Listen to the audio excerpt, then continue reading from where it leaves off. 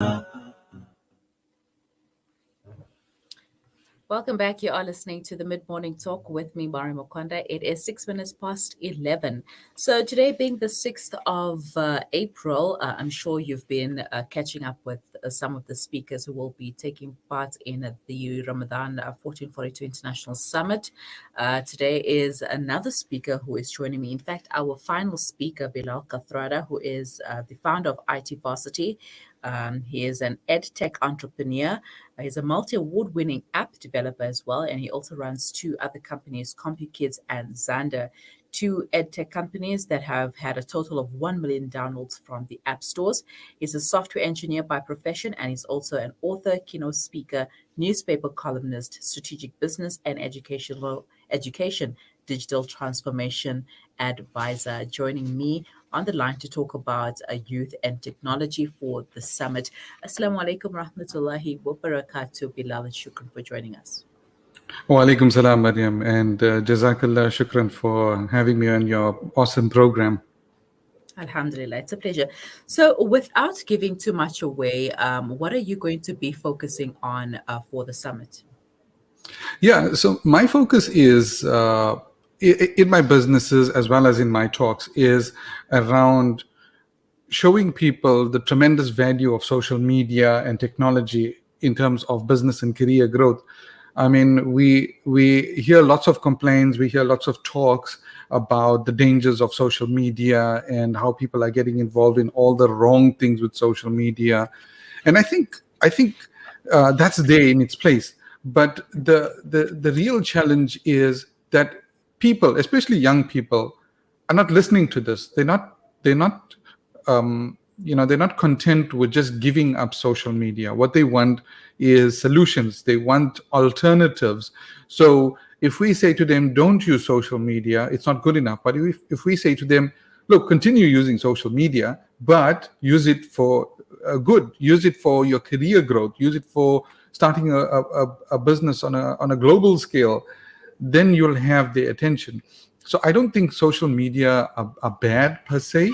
I think they are potentially really, really very good, but it all depends, like so many things in life, on how we actually use them. If we use them correctly, then it'll be excellent. And if you use it incorrectly, then that will create all sorts of problems. And when it comes to doing business and careers, we're living in such exciting times now, Maryam, because these are times when it's so easy to start a business. If you want to start a business of your own, you can go online on Instagram or Facebook and start a business. I know people personally who are running thriving businesses on social media. They don't have any physical premises. They run entirely on social media. So my focus is to turn people towards that. Firstly, when it comes to business and career growth. The second thing is when it comes to our intellectual growth. I mean, not many people actually realize that we have the biggest repository of knowledge ever known to mankind right in our pockets. What amazing times to be living in, right? When we have access to pretty much all the knowledge that is present in the world today, right in our pockets, right there on our cell phones via the internet. I mean, pick up your phone, do a search on any topic you want in the world, or pick a course on any topic that you'd like to learn about, and it's there on the internet. So that's the next part. Our mental growth is also, it's also possible with social media. It's also possible with the internet. And finally, when it comes to the spiritual side of things, there's also that aspect, right? Because, I mean, you and I are talking right now via the internet. There's so much good happening on social media. There's so many good talks that are taking place. There are so many people doing inspiring talks, uplifting talks. And rather than wasting our time on things that are meaningless, things that don't provide any benefits, why don't we turn our attention to these things? So why don't we turn the youth's attention to everything positive from a financial, from a learning perspective, as well as from a spiritual perspective? So in a nutshell, my mission in life is precisely that. It's to show people that technology is not bad, A, and B, to show people how to tap technology for personal growth and for economical growth. So my presentation tomorrow at the summit is going to be about that, with a inclination towards the spiritual aspect, since it is a Ramadan program. Alhamdulillah, seems like it's going to be an interesting discussion there, and you are right. I mean, we are living in exciting times, and everybody wants to be part of the fourth industrial revolution, and with our mobile devices, we can actually achieve that. We've seen how much power we have with our devices alone, and what we can do to effect the necessary changes in the world around us. But sometimes also too much of a good thing is also bad for you. So that's when moderation comes into place. And we know about this in Islam, how we need to be moderate in everything that we do. So, what are some effects of too much technology? Can too much technology be problematic? Yeah, I mean, too much of anything can be problematic, but the question is how much is too much. I mean, you could have two different people that are spending time with technology. Let's say person A spends 3 hours with technology in a day, and that's too much. Personally, I spend at least 12 to 15 hours a day with technology, because my entire business is run on the internet. We don't have any physical campuses; it's all fully online. I'm very active on various social media. I put out videos. I put out all kinds of content. So in my case, there's a very uh, there's a very practical use of social media and a beneficial use of social media. So in that sense, it's perfectly fine. But then you got somebody who's spending 3 4 hours just on TikTok, for example, just scrolling through TikTok, looking at funny videos.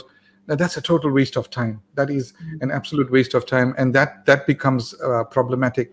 So I think how much has to do a lot with how you are using it, and whether you're using it for good, whether you're a creator, you're creating content, you're benefiting yourself and others, or you're just wasting time.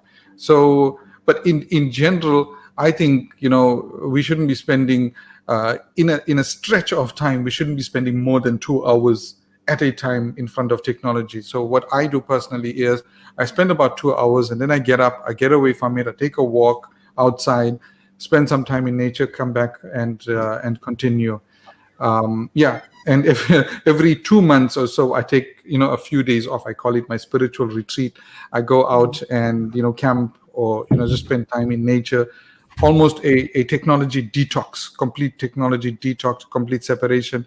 And I prefer to choose places where there isn't any cell phone signal. So there's no internet, there's no fiber. So yeah, so that's kind of a detox. I think all of us need to get away from tech every now and again. And how can we do that? Because it seems like technology has consumed so much of our lives, especially with the lockdown. Some of us felt like we had nothing else to do but to be on our devices. So how can we detox from our devices and have our little spiritual retreat like you do? Yeah, look, it's tough. It's very, very tough. I understand that. I mean, we are so used to technology. Sometimes, we just pull out our phones just to on the screen and off the screen. We've become so attached to them. But it takes courage. And I would suggest that, you know, don't don't sit around doing nothing. When you're detoxing yourself from technology, when you're trying to get away, give yourself an alternative to technology. I mean, if you're going out camping, take a trail, go snorkeling, go take up a hobby, something that is not tech related. I was reading an article recently where this guy, he's I think he's a software engineer, but in his part time he does whittling. He takes little chunks of wood and he carves them into different shapes and things like that. Into uh, you know animals and objects and things like that. So for him, that is his detox away from technology. So we all have different ways of coping and different things we're passionate about other than technology. And the advantage of detoxing is that you get to find those other passions that you have. I mean, whereas you could have spent the last 2-3 hours on TikTok, now you spent it doing something that in the real world that you're truly passionate about, and finding a skill and possibly even a career path that you really enjoy. Wow. I went back to reading, so I'm finding a little bit of a detox in that. So I'm not too much on my mobile device. And also because Ramadan is coming, I'd like to detox a little bit with from the mobile devices. How can we get the youth more interested in technology? I know there are many youth who are interested in technology, but then there are also some who are still, set in their own ways. I think the ones that are set and not really keen on technology are by far the minority. The vast majority of kids, they are almost born with technology skills. I suspect that they're getting some kind of training before they're even born. Sometimes they're so sharp. Somebody, I was speaking to an alim this weekend, and he said we learn to swipe before we can speak. Yay. That's how it is with people. So I think the challenge is not getting kids interested in technology, but getting kids interested in using technology the right way. I mean, we do lots of coding workshops around the country for kids, and one of the things that really stand out for me is kids who have had absolutely no experience to coding before in their lives. They come to those workshops and they perform so well. They perform so amazingly, as if they've always been doing it. So they have that inherent ability. The idea is to divert that ability towards all things positive on technology. So one of the things I say to kids is, rather than play video games, why don't you learn to build your own video games? Learn to code and build a video game. So I think the idea again is, for a child that hasn't had exposure to technology, parents should expose them, but to all the good things about technology. It's like, Maryam, it's like what we feed our kids from small is what they'll become accustomed to eating when they grow up.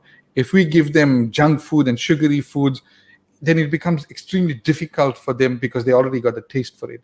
But if we feed them good, wholesome, nutritional foods, then they grow up with that and they're accustomed to that. So it's the same with technology. I think parents should take a very active role in the children's technology usage, and not just like hand them a tablet and say, well, go and figure your life out, get out of my way, I'm busy, go and play with your iPad. I think parents should play an active role and introduce kids to technology, but introduce them to all the positive aspects. And you mentioned the lockdown earlier. And since the lockdown, there's been this massive boom in educational apps and educational tools, technology tools on the internet. So there's definitely no shortage of that.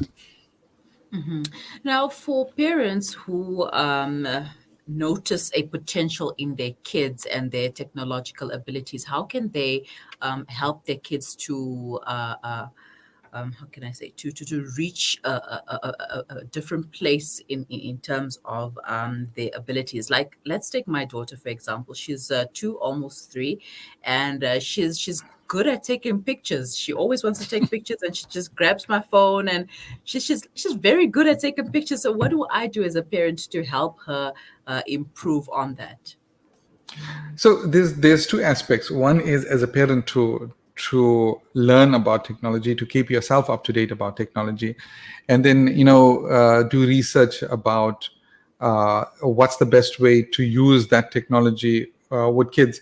So it's not an easy question to answer, because there are so many conflicting opinions out there about technology. I mean, I get people up until their kids are 18 and 19 years old. They're not really sure what to do. They know they're good at technology. They know they want to do something with technology, but they're not sure what. So I think for a child as young as 2 and 3 years old, if she loves taking photographs, maybe start a private account for her on Google Photos, or one of the photo websites. I mean, this is not, you don't have to publicize it, but start a little collection for her of her little photographs, and get her to do some, basically, in her case, teach her some very basic photo enhancements. There's so many fun things you can do with photos today. You can put in funny little squiggles on the photos and things like that. That will tap into her creative energy, and it will teach her from a very young age that there's so much potential in doing good with technology, rather than just wasting time and looking at what other people did. So I think that will be a good way. The other way is, I've got an iPad, and when I'm listening to audiobooks, one of the things that I really enjoy doing is doing doodles. I use the Apple Pencil, and I do these doodles. There's a program I use called Procreate, um, and it's so much of fun. It's a cheap program. I think it cost me like 99 rands, but it's so much of fun just listening to an audiobook, and just keeping my hands busy with doing doodles. And I realized, when I looked at my first doodles till where I am today, I've made so much of progress. I've become really much better than I was at doing digital drawings and things. So she can get involved in things like that. Then there are also games that teach, well, education that's disguised as games. They teach kids how to count. They teach them basic words. They teach them a little bit, basic coding and problem solving and things like that. So there's really so much that we can do, Maryam. I've downloaded the games for her, and she's managed to solve all the puzzles before. So I'm like, now I don't know what to do anymore, but I'm gonna take up that doodling challenge for her, and perhaps she can start editing and learning how to edit pictures. As far as deleting is concerned, there's no problem in that department. Uh, Bilal, quickly, what opportunities are there for the youth in technology, especially in South Africa? Oh, the technology, the potential in technology is huge. It's huge, and it's growing. Look, South Africa is one of those countries where we have massive youth unemployment, right? And if we look at other countries, how they solve this problem, let's take in one country in particular, which is Bangladesh. About 2 decades ago, Bangladesh was one of the poorest countries in the world. They were hitting rock bottom. Today, they have a thriving economy, and they have 600,000 IT freelancers. 600,000 IT freelancers. Now, how did they get to this point? They got to this point because 2-3 decades ago, they realized that there's so much of potential in technology, and they trained their youth to learn technology skills. So what is the potential out there? The potential is, when you look at technology itself, pure technology careers like coding. So that in itself is a huge field, and it's growing globally. There's a shortage of software developers, app developers, web designers. Then we've got people who are not really technology savvy, but they are running businesses. And I'll give you an example, right? I know housewives who are running home-based businesses where they sell stuff on Instagram and on Facebook, and they are doing phenomenally well. They don't have shops, they don't have warehouses. They simply put out pictures of stuff, and they sell their stuff. In fact, I was talking to a young lady who sells. She buys secondhand clothing off the streets. She washes them, takes photos of them, and she puts them on Instagram. And she says, I've been doing this for 2 years, and now I make more money on the side gig than in my full-time job. So there's that also. And then there's a potential for creatives, for people who are who like your daughter, who are inclined to art and graphics and photography and things like that. It's amazing. And I'll give you an example, right? There's this one young guy in the United States who started a business where he takes old photos, these old photos of our grandparents and great grandparents, and they faded away. So he basically, people send him those photos. He digitizes them, and he enhances them, and he brings them to a quality as if they were taken yesterday on a digital camera, and he sends that back to them. Now, and he's running a big business. He started doing it himself, and now he's got an operation that's across the United States, and he's got people in India that actually work for him that do all the touch-ups. He no longer does most of it himself. So there's even for creatives, there's huge potential.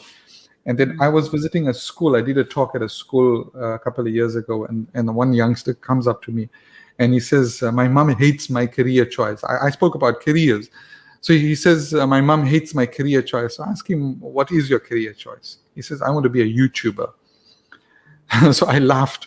I says, "Does your mom even know how much of money YouTubers make? I know YouTubers are worth $16 million just through their YouTube channel." So I think Mariam, there's so much potential. But here's where the problem is. The problem is we are so set in our old thinking, that our parents and grandparents and great grandparents drummed into us, that you're going to go to school, you're going to go to university, you're going to get a job with a big company, and you're going to find success. But today it's nothing like that. It's completely dissolved. And I think our youth are embracing that in a big way, but we are a bit slow to embrace that. And I'll give you one more example. I spoke to a young man recently who was set on doing a coding as a career, but his mom was like, "No, you're going to do BCom. You're not going to do coding." So that shows that rift between what kids want and what we as parents want. The BCom as a degree is not as lucrative as it was. In fact, there's a decline, right? But coding is going up and up, and there's massive potential there. But the mom doesn't realize that because she's got this traditional mindset compared to the youngster.